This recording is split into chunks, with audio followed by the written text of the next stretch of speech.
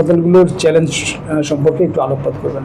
যদি বলি সরকারি হাসপাতাল তো বাংলাদেশে অনেক আছে, প্রাইভেট হাসপাতাল যদি বলি আমি বলবো যে এখানে একটু রিজার্ভেশন আছে আমার বলতে গেলে, কারণ আসলে হাসপাতাল খুব কম আছে, ম্যাক্সিমাম ক্লিনিক যদি বলি, কারণ বাংলাদেশের বিভাগীয় শহর থেকে শুরু জেলা উপজেলায় প্রচুর আমাদের এরকম হাতে যদি করি অসংখ্য ব্যাঙের ছাতার মতো ক্লিনিক আছে। তো এগুলোকে আমি হাসপাতাল বলতে পারছি না, এই জন্য যে হাসপাতালের নিজস্ব অর্গানগ্রাম থাকে, যেমন একজন মেডিকেল অফিস থাকে, তারপরে থাকে জুনিয়র কনসালটেন্ট, সিনিয়র কনসালটেন্ট। হাসপাতালে মেডিকেল কলেজে থাকে প্রফেসর থাকে, কিন্তু একটা হাসপাতালে কিন্তু একজন এরকমভাবে স্থায়ী কিছু পোস্ট থাকবে। এই স্থায়ী পোস্টে কিন্তু আপনার বেতনভোগী তাদের কনসালটেন্ট থাকবে। এটা হলে আমি মনে করি হাসপাতালের মূল বৈশিষ্ট্য। ক্লিনিকগুলোতে কী হয়, ক্লিনিকগুলোতে ডাক্তাররা জুনিয়র ডক্টর থাকেন, সিনিয়র ডক্টর অন কলে আসেন, বিকালবেলা রুগী দেখেন, রুগী দেখে ওনারা নির্দিষ্ট টাকা নিয়ে চলে যান।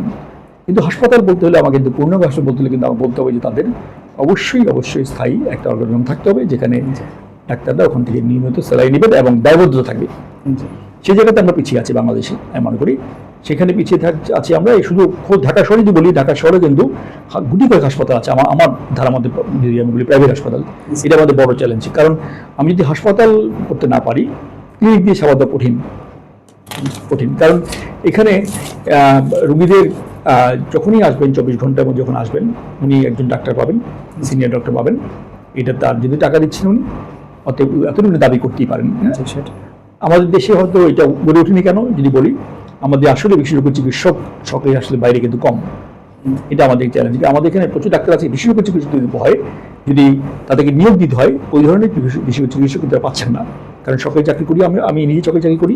আমি একজন জাতীয় হৃদরোগ হাসপাতালে অধ্যাপক। আমি সকালে ওখানে 8টা থেকে 3টার মধ্যে থাকি, 3টার পরে আমি একটু বাসায় বিশ্রাম নিয়ে বিকালে আবার চেম্বারে আসি, ঠিক না? ফলে আমি 2 জায়গায় সার্ভিস দিচ্ছি। কিন্তু আমাকে কিন্তু সরকারি চাকরি রিটায়ারমেন্টের পরে কিন্তু আমাকে তখন হাসপাতালে পাবে আলাদাভাবে। সেক্ষেত্রে একটা চ্যালেঞ্জ বেসরকারি হাসপাতালগুলো, তারা কিন্তু ডাক্তার পাচ্ছে না, ওইভাবে বেসরকারি হাসপাতাল পাচ্ছে না। আর তাদের ততটা হয়তো আন্তরিকতাও নেই যে তারা এত টাকা দিয়ে অ্যাপয়েন্টমেন্ট দিয়ে একজন বিশেষজ্ঞ চিকিৎসা নেবেন কিনা, সেটা একটা প্রশ্ন আছে। তো সেখানে সরকার কিছুটা নিয়ম নীতি যদি শক্ত করতে পারতো যে তোমাদের কমপক্ষে 1জন বা 2জন কিন্তু একটা স্থায়ী ডাক্তার প্রয়োজন। কারণ আমি মনে করি যে একজন মেডিকেল অফিসারের একটা সীমাবদ্ধ থাকবেই। সে জুনিয়র ডক্টর, সে রুগী দেখার পরে সিনিয়র একটা কল দিচ্ছেন, ওই ডাক্তার সাহেব তার সরকারি চাকরি শেষ করে, তার চেম্বার শেষ করে সে আসছেন তার রুগীরা দেখার জন্য, ঠিক না? সেক্ষেত্রে রুগীরা কিন্তু একটা লম্বা সময় কিন্তু একটা গ্যাপ থেকে যাচ্ছে। তো এই জায়গাতে কিন্তু আমি মনে করি যে হাসপাতালগুলো একটা বড় চ্যালেঞ্জে দক্ষ জনবল পাওয়াতে, এটা বড় একটা জিনিস মনে করি আমি। সেটা আস্তে আস্তে কাটিয়ে উঠতে হবে, এটা খুব দরকারি। কারণ আমরা যদি আমার পার্শ্ববর্তী দেশগুলো দেখাই, ওখানে কিন্তু একজন প্রাইভেট হাসপাতালগুলো কিন্তু ক্লিনিক না, তারা হাসপাতালে কিন্তু তাদের কিন্তু নিজস্ব ডাক্তার আছে। তাদের ডাক্তাররা কিন্তু ওখানে ফুল টাইম ওয়ার্ক করে। ফলে আপনি যদি কম্পেয়ার করেন, তাহলে ওখানকার সাথে আমাদের বেসিক পার্থক্য যেটা হলো যে একজন স্থায়ী তারা বিশেষজ্ঞ চিকিৎসক ওখানে পাচ্ছে, আমাদের এখানে পাচ্ছে না। তো সেই জায়গাটার জন্য আমাদেরকে বিশেষজ্ঞ চিকিৎসক যারা আছেন তাদেরকে কিন্তু আমাদের যদি হাসপাতালগুলো ক্লিনিকগুলো যে বলি, হাসপাতালগুলো করতে হলে তাদেরকে নিয়োগ দিতে হবে। নিয়োগ দিলে আমাদের রুগীরা ভালো সেবা পাবে, সেটা একটা বড় চ্যালেঞ্জ। নাম্বার 2 চ্যালেঞ্জ হলো যে আমি যদি বলি মেশিনারি, যে ভালো মেশিনারি যদি কিনতে চাই তাহলে কিন্তু অনেক অর্থের প্রয়োজন। সেখানে অর্থগুলো তারা যোগান দিতে পারছে না। এটা মূল কারণ হলো যে আমাদের দেশে এখনও হেলথটা এখনও বিজনেস পথে যায়নি। আমাদের 2টা কারণ। একটা কারণ, আমাদের রুগীরা মনে করেন যে এটা বোধহয় বিনা পয়সা পাওয়ার জিনিস। আমাদের এক ধরনের মানসিকতা করে উঠছে যে স্বাস্থ্য বোধে বিনা পয়সা পাওয়া যায়, কিন্তু এটা কি সম্ভব? কারণ সারা যদি মনে করি যে যেসব দেশগুলো হেলথ ট্যুরিজম ভালো করছে যদি বলি আমি, তার মধ্যে ভারত আমি বলবো অনেক এগিয়ে গেছে, সিঙ্গাপুর অনেক এগিয়ে গেছে, ব্যাংকক অনেক এগিয়ে গেছে।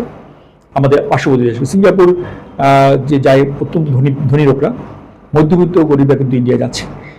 ভারত কিন্তু শুধু বাংলাদেশ নয়, তারা আফগানিস্তান, আফ্রিকা পুরোটাই কন্ট্রোল করছে এখন, কারণ হেলথ ট্যুরিজমের মধ্যে। এবং আপনি যেটা অবাক করেন যে আমেরিকান ইউকে রুগীরা কিন্তু তারা বিনা পয়সা কম খরচে আসার জন্য ভারতে আসছে, ব্যাংককের আছে। তো এই জায়গাটাতে কারণটা হলো যে মূল কারণ হলো যে ওদের ব্যবসায়ীরা বুঝতে পেরেছে যে এটা একটা ব্যবসা ক্ষেত্র। ফলে আমাদের ব্যবসায়ীরা কিন্তু অন্য ব্যবসা করছে, গার্মেন্টস করছে বা চামড়া করছে বা ওষুধ শিল্প করছে, কিন্তু আমাদের মেডিকেলস এখানে কিন্তু এগিয়ে আসছে না। কারণ হলো যে আমাদের মানুষদের মধ্যে একটা মানসিকতা তৈরি হয়নি যে আমি একটা বেশ বড় অঙ্কের টাকা দিয়ে খরচ করে চিকিৎসা নেব। এই চিকিৎসাটা যে একটা পণ্য হতে পারে সেই জিনিসটা এখন মেনে নিতে হবে, কারণ এখন আমরা মুক্ত বাজার অর্থনীতি, এখানে কিন্তু সব কিছু বিনা পয়সায় পাবেন না আপনি। অতএব আপনি যদি স্বাস্থ্যসেবাকে আগে চান, আমার সরকারি হাসপাতালগুলো কিন্তু থাকবে বিনা পয়সা চিকিৎসা দিবে।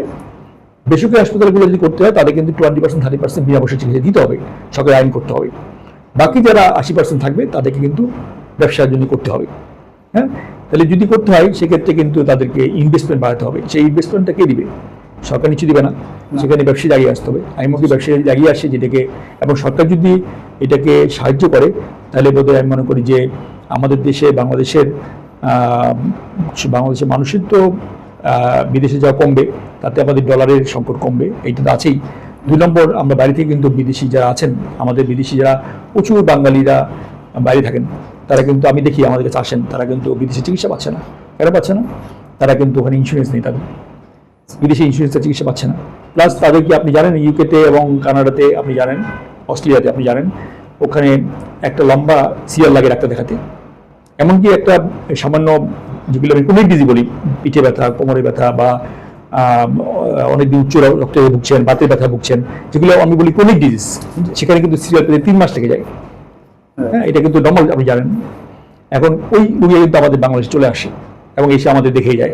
আপনি শুনে অবাক হবেন যে দাঁত ফেলাতে ঢাকায় আসে, এবং ডেন্টিস্ট, বাংলাদেশ ডেন্টিস্টরা কিন্তু প্রচুর টাকা ইনকাম করে আমাদের বিদেশি ভাই বোনদের কাছ থেকে, কারণ বিদেশি দাঁতের খরচ কিন্তু অনেক বেশি। ফলে এবং চোখ দেখাতে ঢাকা দেশে আসে। আমাদের এখানে এই চশমা মারতে, আপনি জানেন এক চশমা 500-600 টাকা চশমা পাওয়া যায়। ডাক্তার দেখাতে 500 লাগে, আর চশমা 500-1000 টাকা পাওয়া যায়। বিদেশে একটা চশমা করতে মিনিমাম তার খরচ হচ্ছে $500। হ্যাঁ, তো সেক্ষেত্রে কিন্তু আপনি চিন্তা করেন যে আমাদের এই চোখের এবং দাঁত থেকে শুরু করে আমাদের অনেক রোগের চিকিৎসা যদি বাংলাদেশে এনে করা যায়, তাহলে কিন্তু আমাদের ট্যুরিজমের মাধ্যমে, হেলথ ট্যুরিজম বলি, যে আমি একটা প্যাকেজ দিলাম, তারা বাংলাদেশে আসলো, বাবা মাকে দেখতে আসলো, প্লাস পাশাপাশি দেখে গেল, আমাদের প্রচুর কিন্তু দেশি মুদ্রা বিদেশে আসবে। তাহলে আমি মনে করি যে দুটো জিনিস, একটা টুরিস্ট বাড়বে। হ্যাঁ, এইটা আমি একটা হলো যে বললাম যে আমাদের দক্ষ জনবল তৈরি করতে হবে, তাদেরকে স্থায়ী নিয়োগ দিতে হবে, নাম্বার 1। নাম্বার 2 হলো ব্যবসায়ীদেরকে এগিয়ে আসতে হবে, যাতে তারা ভালো যন্ত্রপাতি নিয়ে আসতে পারে, এই 2টা জিনিস। আর লাস্ট যেটা বলবো, খুবই গুরুত্বপূর্ণ, যে মান, যেটা যথাযথ মান রাখা, যে আপনি প্রাইভেট হাসপাতালগুলোতে মানগুলা সরকারি হাসপাতালে অনেক খারাপ। কার্ডিয়াক ট্রিটমেন্টের ক্ষেত্রে আপনারা কি কি চ্যালেঞ্জ ফেস করছেন, কিভাবে একটু বলতেন? আপনি জানেন যে এখন বাংলাদেশে নাম্বার 1 কিলার হলো হৃদরোগে এবং অথবা কার্ডিওভাস্কুলার ডিজিজ, নাম্বার 1 কিলার। আপনি জানেন যে এখানে 33% লোক কিন্তু মারা যাইলো কার্ডিওভাস্কুলার ডিজিজে। হ্যাঁ, 100 জনের মধ্যে 33 জন মারা যাইলো কার্ডিওভাস্কুলার ডিজিজে। আপনি মনে করেন যে এই বছর ডেঙ্গুতে কজন মারা গেছে? হয়তো 50-60 জন হতে হবে। কোভিডে কজন মারা গেছে? পুরো কোভিড চিন্তা করেন আপনি, করোনাতে অল্প। সেই হিসাবে একটা মৃত্যু আমাদের গুরুত্বপূর্ণ আমি মনে করি, কিন্তু সেটা যদি কার্ডিওভাস্কুলার ডিজিজ বলি, তার তো এটা কিছুই না। কিন্তু কার্ডিওভাস্কুলার ডিজিজ নিয়ে কোনো কথা হচ্ছে না, কিন্তু আসলে কিন্তু কথা হচ্ছে, আপনি চিন্তা করেন যে এটা যে বড় একটা চ্যালেঞ্জ আমাদের জন্য, সেটা নিয়ে কথাবার্তা হচ্ছে না কিন্তু। তো আপনাকে ধন্যবাদ যে একটা বড় ইস্যু আমাদের সাথে তুলে ধরছেন, যে এটা একটা বড় ইস্যু বাংলাদেশে। কারণ আমাদের দেশে আপনি জানেন যে আমাদের সাথে ওয়েস্টার্ন কান্ট্রি ডিফারেন্সটা কি। আমাদের এখানে হার্ট অ্যাটাক হয় 20 বছর বয়সে, যেটা বিদেশে চিন্তাই করতে পারে না। একটা আমাদের এখানে আমরা রুগী পাই 20, 30, 40, 50, এই 50 বছর বয়সে রুগী পাচ্ছি আমরা হার্ট অ্যাটাকের রুগী, যেটা আমেরিকাতে 70-80 বছর বয়সে হয়। চিন্তা করেন আমরা কত চ্যালেঞ্জে আছি, যে একটা ছেলে 20-30 বছর বয়সে হার্ট অ্যাটাক হচ্ছে, যেটা উন্নত বিশ্বে চিন্তাই করতে পারছে না। দিন দিন আমাদের হার্ট অ্যাটাক বাড়ছে, সে জায়গায় আমাদের জন্য আমাদের কি পরিমাণ আমাদের চাপ পড়ছে। কারণ হার্ট অ্যাটাক, আপনি জানেন হার্ট অ্যাটাক হলে কি পরিমাণ খরচ রুগীর জন্য। একটা রুগী যদি হার্ট অ্যাটাক হয়ে যায়, তার ইকোনমিক লস তো আছেই, তার তার তো হেলথ আছে, ইকোনমিক লস হচ্ছে, সে বিছানায় পড়ে যাচ্ছেন, তার পরিবারও একটা আর্থিক সংকটে পড়ছে। তাহলে পুরো একটা ভিসিয়াস সাইকেল হচ্ছে। কিন্তু আপনি দেখেন যেখানে তার তো আর্নিং বন্ধ হচ্ছে, তার পরিবারের সমস্যা হচ্ছে, সবাই কিন্তু একটা মারাত্মক সমস্যা পড়ছে। তো এখানে এই জন্য হার্ট অ্যাটাককে একটা অ্যাড্রেস করার জন্য সরকার সহ সবাইকে সিরিয়াসলি আগে আসতে হবে। কারণ এটা যদি না কমাই আমি, তাহলে আপনি কিন্তু রোগ হয়ে গেলে তখন আপনি করতে পারবেন না। এই জন্য সরকারের এবং বিশেষ আগে হলো উদ্দেশ্য যে প্রিভেনশন করা, যেন হার্ট অ্যাটাক না হয়, নীতিমালা করা, যেমন ধূমপান একদম বন্ধ করে দেওয়া, এয়ার পলিউশন কমায় নিয়ে আসা, তারপরে আমাদের আমাদের যে প্রাইমারি হেলথ কেয়ার সেন্টারগুলো আছে, সেখানে যদি আমরা যেগুলো আসে তাদেরকে বুঝতে পারি যে আপনি হৃদরোগ হলে কী করবেন না করবেন, এগুলো বলতে পারি, তাহলে আমাদের প্রিভেনশন হলে আমাদের কিন্তু হার্ট অ্যাটাক কমে যাবে। আপনি জানেন যে হৃদরোগের চিকিৎসা কিন্তু অনেক ব্যয়বহুল। এটা একটা বলে, কিন্তু তারপরেও কিন্তু বলবো যে কার্ডিয়াক সেক্টরে আমাদের প্রচুর কাজ হচ্ছে। আমাদের ইবনে সিনা চিন্তাবিদ হাসপাতালে কিন্তু প্রতি মাসে 800 এনজিওগ্রাম হয়।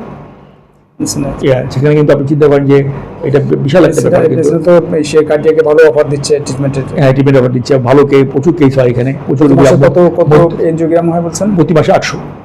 আমি যদি বলি প্রাইভেট সেক্টর, যদি প্রাইভেট বলি, ফুললি প্রাইভেট বলি, যে প্রাইভেট বলতে বোঝাচ্ছি আমি যে জাতীয় হৃদরোগ হাসপাতাল বা মিরপুর হার্ট ফাউন্ডেশন অথবা ইউপিএম কার্ডেক্স, বার্ডেম, এগুলা বঙ্গবন্ধু হাসপাতাল, এগুলোকে ধরে নিয়ে আমি সরকারি আধা সরকারি।